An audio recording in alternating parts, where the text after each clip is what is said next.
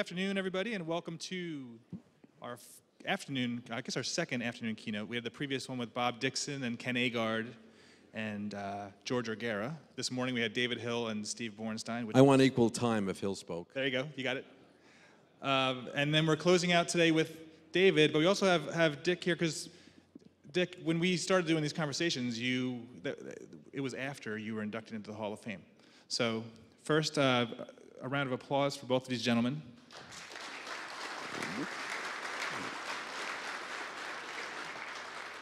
I'm a little nervous because, I was born in 1968, and the NBA All-Star Game at the Brennan Byrne Arena, which was a terrible name for an arena, was one of the highlights of my life as a child.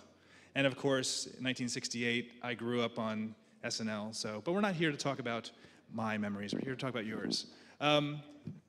David, you're getting into the Sports Broadcasting Hall of Fame, and I know, Dick, you were instrumental in getting David, I guess, to, kind of come and join us. So what do you think, what do you see as David's legacy for sports broadcasting and his impact on sports TV? Well, I think more than any other commissioner, league official, he took the production side of his sport so seriously. And to me, it opened up our relationship from the beginning, because I was over the moon to have somebody who was driven as I was. I know a lot of people who work for David who probably wouldn't agree with me because he really was driven. But I think so much of the league's growth came from the fact that both of us were driving our respective employees to really capture the game in ways that never had been before.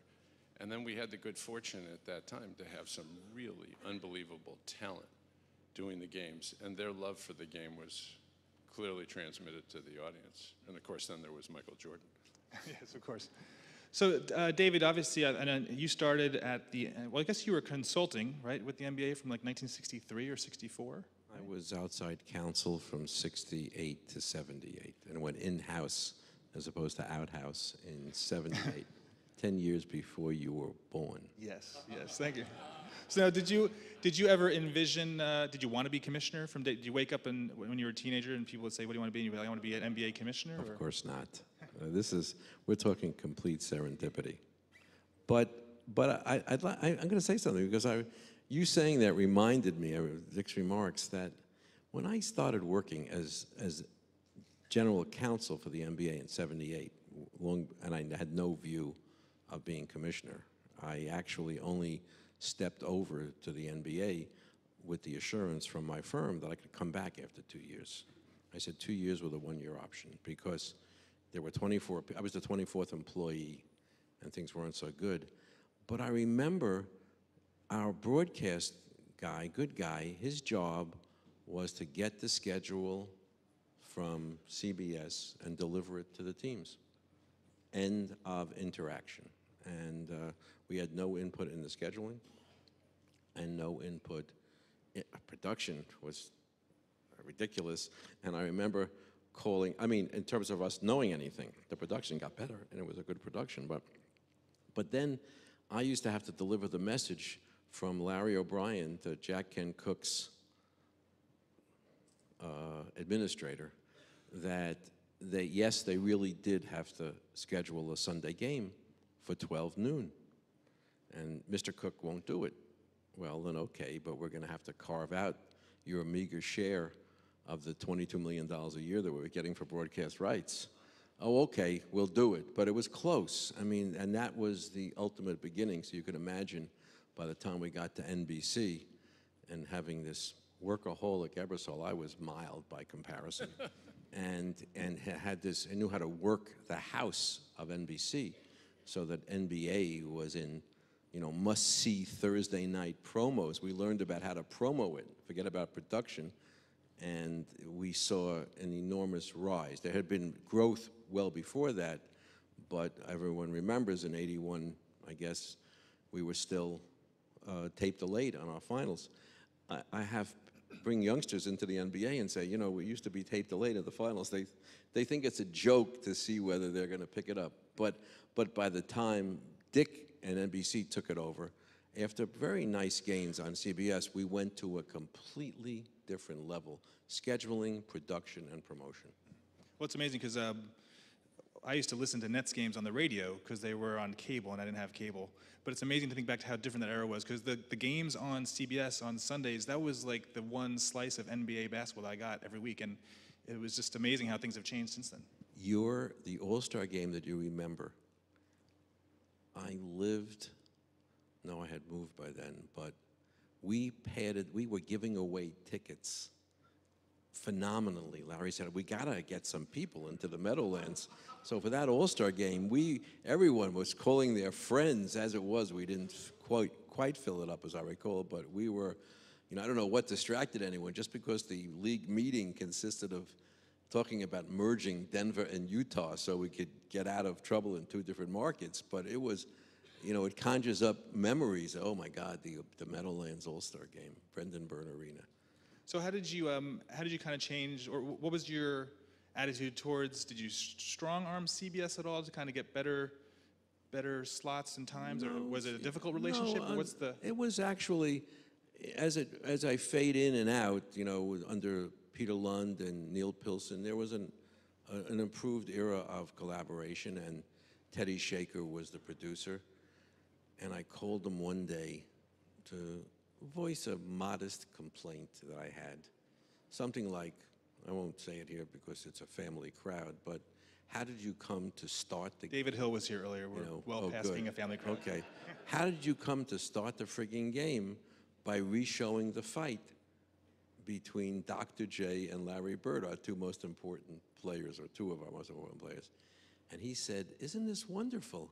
I've been calling Pete Rozelle for all these years, and they keep giving me Joe Brown. And now the commissioner of the NBA is calling me directly to yell at me. And we became fast friends. But that's when I sort of realized that there was more to this storytelling and production than just handing the schedule over. And Teddy was willing to dance, and we had really nice, production meetings. I could say anything about what happened because no one would remember it anyway, because I'm like ancient. But it was a great fun to learn as an organization side by side with CBS. So did you just enjoy getting into that level of detail? Like, so Pete Rozelle had other people, but you just kind of enjoyed the process, or you enjoyed the? No, I'm OCD. Okay, I'm obsessive compulsive and disordered. If it's my brand and you're going to crap on it, then you got to deal with me. There's no other way to do it. I mean, that was, seriously, that's what drives the NBA to this day. Not quite, a little more elegantly stated, as we're all brand managers, but, mess with our sport, mess with us, and it was up and down. Dick got around that by seducing Matt Winnick, who prepared the schedule, so that schedules would come to us that had to have been crafted by Dick, and we just didn't know how he got to Matt. But he did, and so not only did we have good production, but they had great schedules as well. So Dick, what did you see in the NBA as far as a property? Because you were the one who, well, I guess you went over the sports side around 1988, 89, right? And then I had started in sports as a kid. In the yeah. But I'm saying NBC sports. But we'll leave the old history out, and I came back to sports in 89, in the spring of 89. The statute of limitations has run, so you can tell the story now. But the most important thing that everyone in this room, if you don't remember, it was a combination of desperation and salvation, because NBC Sports had lost at the end of 1988 baseball, which had been the centerpiece of most of their material, other than they had the AFC in football.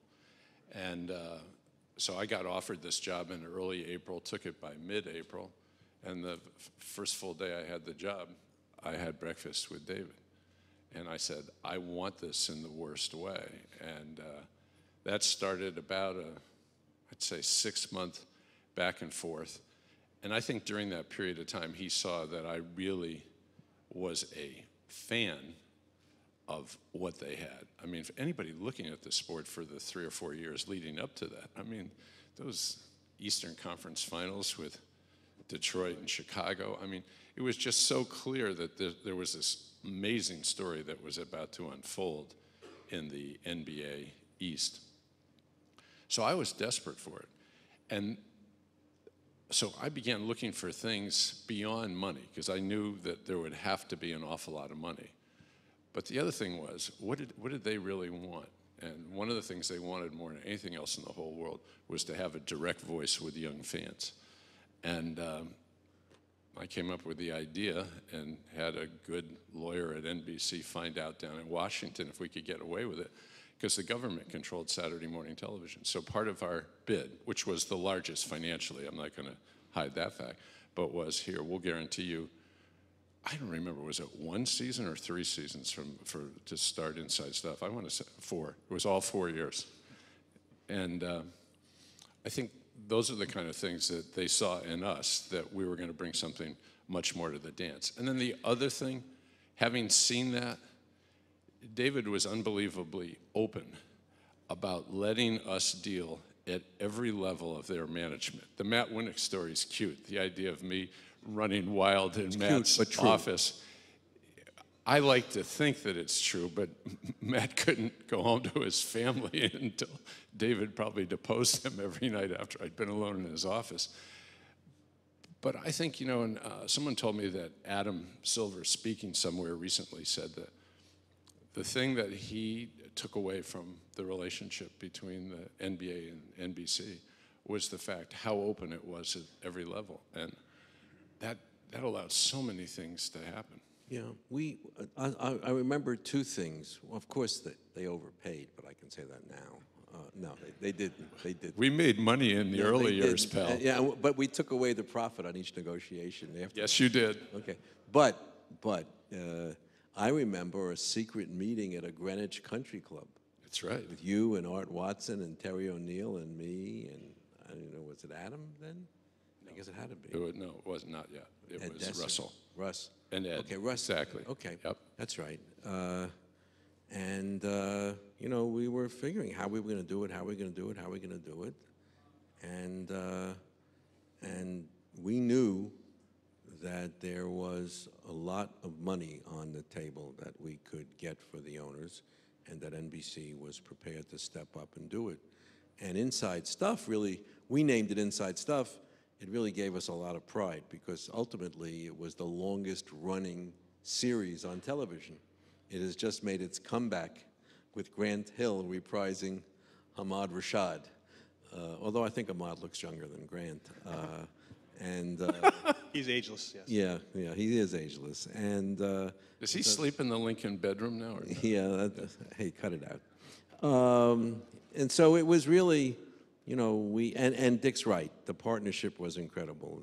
That we used to have these crazy production meetings with David Neal and Tommy Roy, and talking about the week and saying crazy things, and it was a lot of fun. So now, Dave, you were also influential as well. The NBA Entertainment was your idea. Was that your idea? So you saw some film lying on a shelf? By the way, let me say something about that. That's just me copying what Pete Rozelle and Major League Baseball Productions did. So when I became commissioner, I went and said to Pete, how does this work? And I went to Bowie Kuhn. There's a name out of the past. And he sent me over to, help me out, Pete Bevilacqua? Phoenix Communication, Bevilacqua, and there was another person as well, and they were very gracious, and they showed us everything, and NFL Films would tell us everything, and we decided, and this was really when I was, by then, Executive Vice President, and we decided it would be a really good idea if we recorded our games. So in '82, I got Larry O'Brien to spend $132,500 on, catch these names, 3/4-inch Panasonic VCRs. When I say the word, people look at me as though I've grown a third head. And we put them in, and we started. You gave someone at the team $25. They put the 3/4-inch tape in. They finished it up. They wrapped it up. They no satellite, no nothing, and they FedExed it to us. And then we had to name this place that we were sort of in the process of starting, and you know, there was an NBA Films of type. A gentleman by the name of Dick Winnick over at WW Films was the outside progenitor of NBA Films. We had to name it, and we had aspirations that this would be something bigger and broader. So we called it. We didn't want to say productions.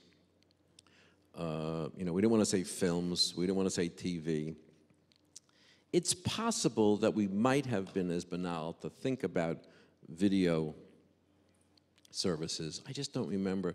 But at the end of the day, entertainment sounded right, if a little bit too pretentious, but we were into pretension, because when you don't have that much, you might as well flaunt what you want to have. And so we were NBA Entertainment. Well, I recall visiting the NBA facility probably in the early 90s with Steve Helmuth and seeing the tapes with barcodes on them, and it was so amazing that you could scan the barcode and it would bring up what was on the tape on a computer screen. It was like, wow, that is So cutting high edge. tech, huh? Yes, exactly. We were cutting edge. We actually had to put in, Steve, did we refrigerate it, like, you know, where they wouldn't be wiped out? I mean, could you imagine tapes, you know, in climate-controlled tapes taking up, like, all of our facility? We put everyone else in one room so we would have the tapes, and then we went on a stealth program to see what we could reacquire, and we made deals with ABC and CBS and, you know, and others, so we could have at least a library. We didn't have to own it, but people were coming to us to try to license it, and so we licensed it either jointly or separately, and we were in business. So also, I think what's fascinating about the NBA as a league is you have a lot of influence over arena design, and you were big on camera positions. I guess it goes back to the crap question, but you were big on having the right camera positions and having influence over architects. How did that kind of come about? It's Dick's fault. He would say to us, you know, I can't give you the right deal if I can't get the right pickup of the cameras. So I remember one fight we had with, I guess Seattle was doing. Whoever was building new arenas. Yeah, the new arenas were easy because I don't even know what it's, I don't know anything. I just hear words. The slash position, is that a good thing? Okay, the slash, we gotta have the slash position. What's that? I don't know, talk to Helmuth, okay?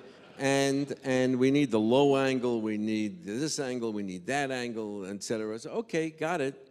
And I guess if you watched Seattle's, that was a hard one because they were, of all the ones, they were the highest up at the top, the single middle camera. You felt like you were in a different country watching the game. And so when Seattle got sold, and I think it was Howard Schultz, we made it a condition of the sale that they drop it down a level. Right, Steve? Right? It was still too far away, but we made them give up part of 2 center suites so we could stick a camera there, because we began to fully understand and embrace that the presentation of our games was important, and people can talk about, you know, pricing tickets and this and that, but the reality is that the average fan is going to get his basketball through television, or now whatever other device we're going to give it to them. And we realized that early on, so that became, and of course Dick was standing on our head, so saying you got to improve this camera position, that camera position, otherwise we can't present the game the way you want it to. And so we began sending entire teams out to build the newer buildings. And interestingly enough, every building in the NBA has now either been brand new or remodeled 3 times or replaced. In other words, in 87, 88, 89, Miami, building, new building. Charlotte, building, new building. Orlando, building, new building. So we had the opportunity to retool along the way, and we had Mr. Ebersol whispering in our ear about how it should be retooled. No, if you walk away from this session, detail. He was such a detailed-oriented person. That meeting he referred to, it was weekly. It was Thursdays, and it was just lunch. And sometimes he served really bad sandwiches, so the meeting might only last 20 minutes. But the thing was, here was a commissioner sitting in the room with his key executives. I'm bringing the producers and the key executives from NBC, and we're talking every week. And it's not just about that game. While all this is going on, The NBA is the only major sport in my last 25 years, the only major sport in the United States that has grown internationally at a rate that's just scary. And I think a lot of people lose sight of that. That again was detail, detail, detail. The people who controlled what the Americans put on the floor for Olympic teams had nothing to do with the NBA. It really didn't have to do with the colleges. It was some rank amateur group called the AAU. They came along, but they did it so calmly and behind the scenes, and they took advantage of the fact that the rest of the world was falling in love with their game, and they wanted to ride that. And the only reason the American teams, starting with that unbelievable dream team, and that dream team is the only athletic team I've seen in my entire life in sports, international sports, which was the equivalent of the Beatles. What went on that summer in the United States first is that team started playing games in Europe on their way to Barcelona. And they in Barcelona, it was like being at a Beatles concert. But none of those things happened by happenstance. It was detail, detail, detail. I got a rush ad that Ebersol is also crazy. He was producing the games. Everyone thinks that his producers were doing it, but he was at home with a line, an open line to the studio. So he's a little nuts too. So I'm not the only OCD person involved in the, And he left open another one in case I called and said, "Did you see that?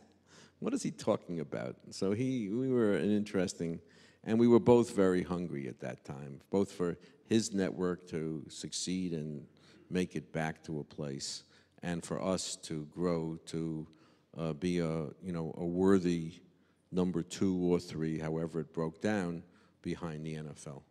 Well, it's amazing to me, the dream team. When I see, I think back to the posters that everybody had in at my age, in their house somewhere, there was a poster of the dream team. But when you look at that poster now, it's almost even more. It's amazing that it is truly like, well, now it is a dream team. But You were focusing on Christian Laettner? Yes, exactly. That's true. He was there, wasn't he? Okay. No, it was fun. We wanted to have a collegiate athlete on it. Right, We thought right. it was important, and he had just come off that wonderful turnaround shot.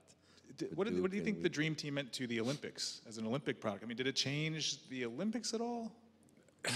Well, it certainly did in 1992, because the Barcelona Olympics would have been a very nice Olympics, maybe even small O in Europe.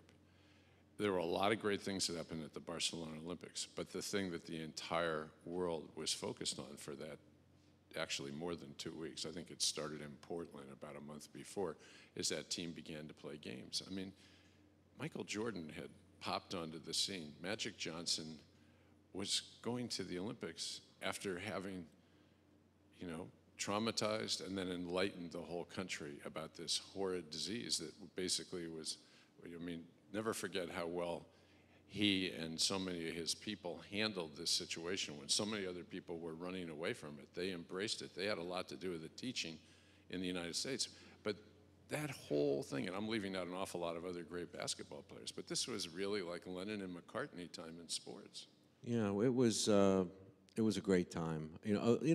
People now eulogize it, and it didn't quite deserve the eulogy. If you go back and check the press clips, we answered the plea from FIBA to put a team together.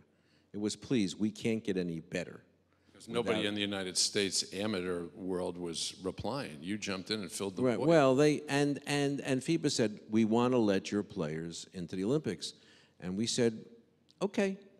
Of course, it had to go through the vote at the FIBA Central Committee, and the U.S. and Russia voted against it.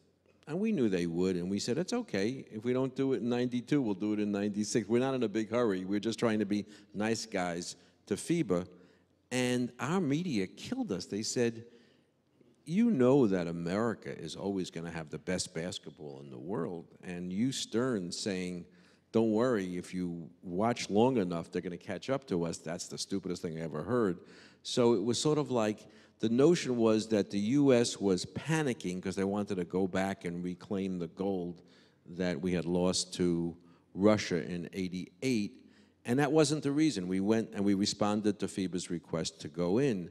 And people forget that Charles gave an elbow to the Angolan to show him how life was in the hood. Thank you, Charles. We appreciate that. And then Michael Jordan decided to use the American flag to hide the Reebok logo on his on the uniform on which he stepped up to the platform. You know, we were sweating some other details, but on balance, it was a great moment. This sport that was too black and too filled with drugs and would never make it. Suddenly, these guys stepping up there was a real hit, and then that gave us the ability to go to places like Cannes, and which ultimately became Sportel, and say, if you loved Charles at the Dream Team, see him with the Phoenix Suns, you know, 82 times a year or whatever we could sell. So our programming went from the 80 countries or so in which we were to the 217 in which the NBA is now. So what was the rest of the NBA and NBC contract like? And as far as really, then you had the Jordan, really kind of the heyday there for a while. Well, first of all, I'll never forget the morning after the deal was announced that the leader of the network that was losing the NBA said, well, he really would miss it, but not quite as much as he would have thought, because this was entering an era where he thought Cleveland and Utah were going to dominate the NBA. And luck has a lot to do with things in life. And over the 12 years that the NBA was on NBC, and it's never good to think you're a genius because of luck, just embrace luck. But either the Lakers, the Bulls, or the Knicks were in every single one of those finals, and sometimes You lucky against each SOB. other. Yeah. But on the other hand, we use good fortune, and to follow up on what he said about Barcelona, we used Atlanta together, and I think if I hadn't been a willing partner, he would have tied me up and made me do it. But the scheduling of the United States women's team in those games, which was, to some degree, we had a really great young, he's not so young anymore, executive working for us. Our Olympic scheduler is a guy named Peter Diamond. And he worked with the people in Atlanta. And the times that a majority of those, particularly on weekends, that the women played, were all for the first time put in places where they could really get a following. And the idea was they were working to launch a women's league in '97, and they had our absolute okay, you launch it, we'll televise it. And they did, and they really helped us birth the WNBA, which is going into its 19th season against all odds, particularly by that male-dominated, insensitive old boy network media, which was seriously predicting each year, this is the last year, I don't know what you're doing. But now that they've extended their most recent TV deal for relatively large dollars for another 12 years, its future is totally without question. What's both your sense on the current state of the NBA and the NBA on TV? You have there's a lot of it, obviously. You know, it's the one thing that the NBA is, number one, our players who started, I would say, in a dugout spot underneath a pyramid are now at the top of the celebrity pyramid. LeBron James speaks, and people are sort of in retrospect getting a sense, yes, Magic did change the debate on AIDS. Yes, Bill Russell really was an early campaigner for civil rights. Yes, all of these good things happened, and so I think they and the programming are great, but Adam Silver is, with his trusty crew at NBA Entertainment and production and televising, understands the new media, and so not an accident that NBA.com, NBA TV, NBA League Pass, NBA Digital, and that the 700 million likes and followers on social media, these are all extraordinary opportunities for growth. So you've seen it spoken in the new deal that Adam has negotiated on television, over the air and cable, but also the digital assets of the NBA are, I think, without peer, just because of our programming and our reach, and so that's going to be extraordinary. So globalization and digital are the friend of the NBA, so I expect it to continue its extraordinary growth, albeit in perhaps with even more emphasis and speedier growth in the global marketplace. And Declan, what's your perspective on to have you weigh in on the current broadcasters? Well, first you start with where David did a minute ago, which is it's not just LeBron. I look at the last 20 years, and I don't think it's by chance. The NBA had departments that they developed that worked with their athletes, that sought out opportunities for them. And they went from being looked upon, I think wrongfully, but as thugs or bad boys at some point. Magic words, thugs and punks, and we knew what they were code for. Right. But in a space of less than a decade, and a fair amount of that did not happen on their time with us. It preceded us. But by the middle of the 90s, there was no league who the common fan, thought was more socially aware than the NBA. And not just the league, but its players. And that wasn't by chance. They used us a lot for that. I mean, we did everything in the world to build them into our promotion of the games. And they let us in on it. I'll never forget the conversation I had with Kobe Bryant. It was Larry O'Brien and Kobe Bryant. Kobe He's O'Brien getting was old. the drummer for the Musketeers. Okay. He's really getting old. But Kobe Bryant, who is a tough guy, and persuading him to do a series of promotions. But they were there all the time. And then the other thing that was unbelievable was, and a lot of really great American advertising companies jumped into this. They saw this thing happening. That's their job, and agencies' jobs is to see this stuff. And those things, particularly those commercials like for McDonald's at the time and stuff like that, they were like having mini movies that were repeated daily all over America. And so much of the marketing of the NBA resulted from what they had done as a league by really working away from what the image was that he inherited when he became commissioner. I remember the sponsor pitches, and we would use, Arsenio Hall or Letterman, or there was one Murphy Brown episode where someone she's working with says, "Can I have you borrow your bullets?" They were the bullets then, tickets, because the Celtics are in town. I need to impress my girlfriend. She says to him, "Well, why don't you impress your girlfriend when the Clippers are in town?" Okay? The Clippers at that time called me up and said, "Can I stop running that at our league meetings?" It wasn't funny. But Seinfeld with George and Jerry in the back, "We're going to a Knick game, we're going to a Knick game." And so our players became a cultural phenomenon. And something else was happening, in fairness to Hill, who was, didn't believe in cable. The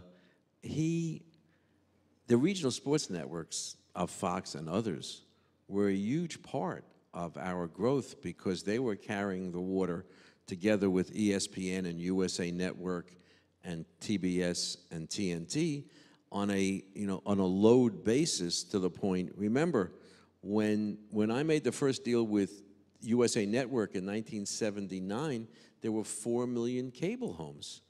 And so in the intervening years, to go from 4 million to 100 million, and then to have the regional sports networks, who were birthed as a result of sports and movies, coming in behind it, and the quality, that was a separate front on which we were working. We used to joke that a guy named Jerry Gross, I don't remember him anymore, I hope he's still with us, we said, "Jerry, you would rent out bread trucks to our teams in order to have them do a production, as opposed to the network quality." We learned a new word. It has to be a network quality production. We didn't know what it was, but it sounded terrific, so we argued with all of the teams.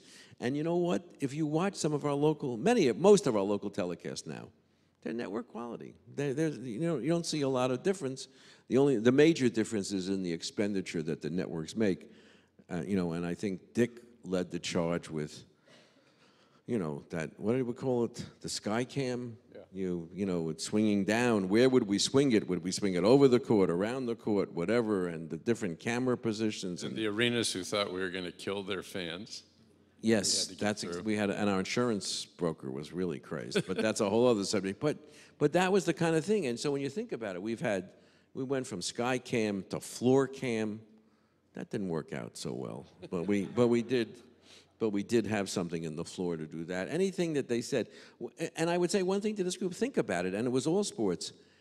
Some number of years ago, I don't know when it was, the idea that you would have a mic in the dugout, a camera over the quarterback, a mic in the huddle, were unthinkable. You were, I remember lovely George Vesey, a good friend, wrote this denunciation on behalf of his buddy Paul Westphal, who didn't want a camera, or didn't want a mic, and this was a horrible thing that this guy, Adam Silver, was behind, okay? How did that work out for you? It was like we were listening to our network partners with respect to what would make the game a better production. And no one was a bigger pain in the neck than Dick and his producers. But good, because we knew what they were trying to do, and we wanted, now it's sort of, you said in a different way, and bringing it to the fans, letting them in, doing all the other stuff. But before there was social media, and before there was this crazy, YouTube, that's not crazy, doing 3 billion NBA streams on its, views on its channel, or 2 billion highlights on NBA.com, there was NBC saying, push, push, push. Excellent. Well, actually, one thing I want to make sure I say, because there's so many people in this room who have ties to the regional sports groups. To me, that's the biggest single change in the last 25 years, because when I was a kid, and I'm not born in the 60s, I'm born at the end of the 40s, it was really hard, except in a city like New York, to follow your team on television. And a lot of it was that the mindset of owners was, geez, if you put these things out there, you'll just destroy our attendance and so forth. And you look at it today, forget the national over-the-air packages or the national cable packages and all that. You all, so many of you, you're putting out the entire slate of games of your local team. And I think that feeds the beast so much, and that it becomes much more part of the American vernacular. I mean, I really think right now that big-time live sports is more important than anything else on American television. It certainly is the savior right now of classic American network television.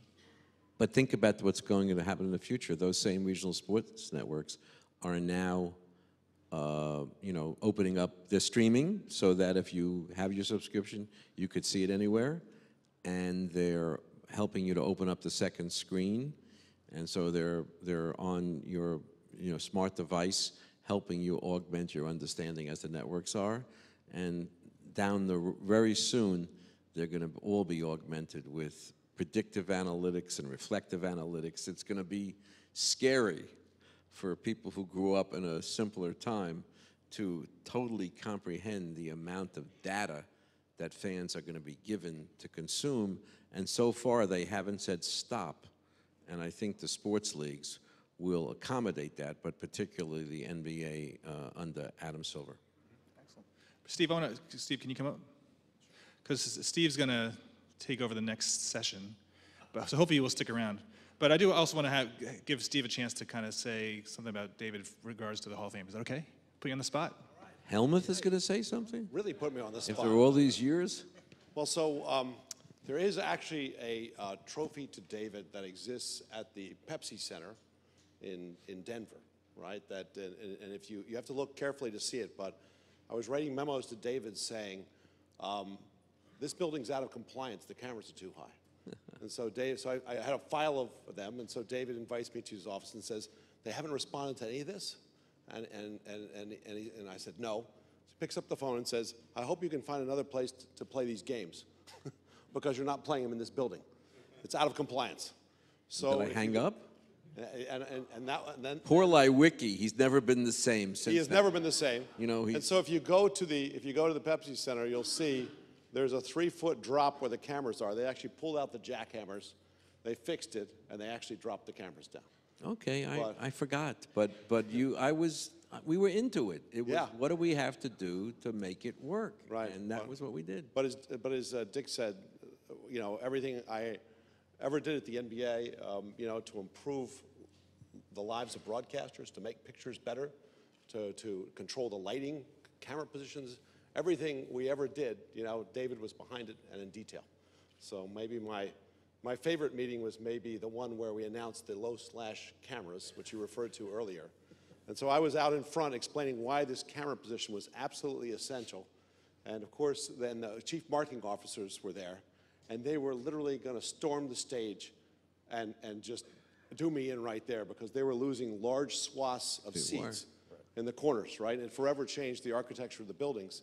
But those cameras were so very, very important because Dick and Andy Rosenberg said, these are the cameras that are going to distinguish our sport. And today, they're still enormously valuable. I couldn't even imagine how we could kill those seats today because the value of the seats has gone up so much. So We would do it. We would do it. We'd have to figure out a better way, okay? But we would do it because the dollar amounts of the new TV deal make it clear that the shift is continuing, and that the presentation of our game to our largest audience, and with the recognition that there are 300 million plus people in the U.S.